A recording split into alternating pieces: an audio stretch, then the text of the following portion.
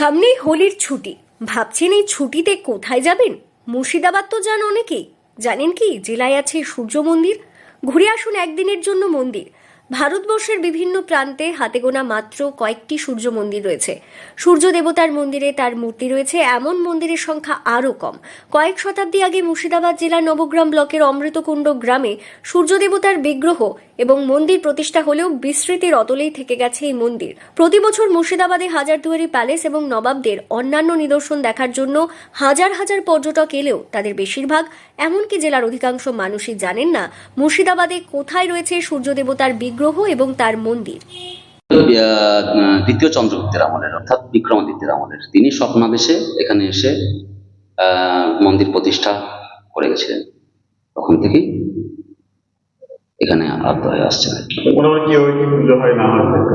প্রতিদিন নিত্য সেবা হয়, নিত্য পুজো হয়।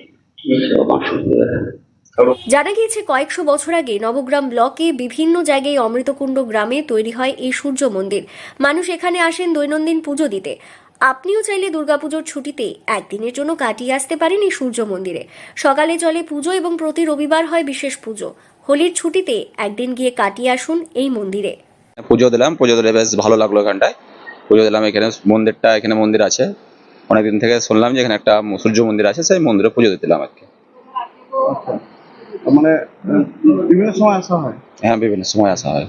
মন্দিরের বর্তমান সেবায়তরা জানাচ্ছেন স্থানীয় মানুষের সহযোগিতায় বছর 30 আগে তৈরি হয়েছে নতুন করে এই সূর্য মন্দির, যেখানে এখনও সূর্য দেবতার নিত্য সেবা করা হয়।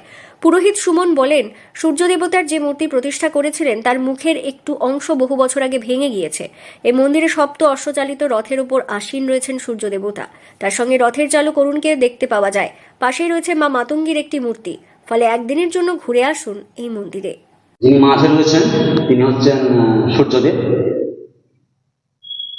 সূর্যদেবের যিনি বাম দিকে রয়েছেন উনি হচ্ছেন অবলোকিতেশ্বর, শিবের একটা রূপ।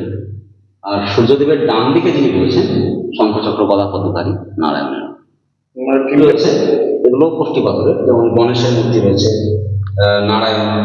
নারায়ণের চরণ আছে, লক্ষ্মী দেবী আছে, মনসা দেবী, বুদ্ধদেব, মহাবীর। এগুলো সব কোষ্ঠী পাথর? সব কোষ্ঠী পাথরের। মোটামুটি কত বছর আনুমানিক প্রমাণ হবে? রাজা বিক্রমাদিত্যের আমলের, অর্থাৎ দ্বিতীয় চন্দ্রগুপ্তের আমলের। মুর্শিদাবাদ থেকে তন্ময় মণ্ডলের রিপোর্ট, লোকাল 18 বাংলা।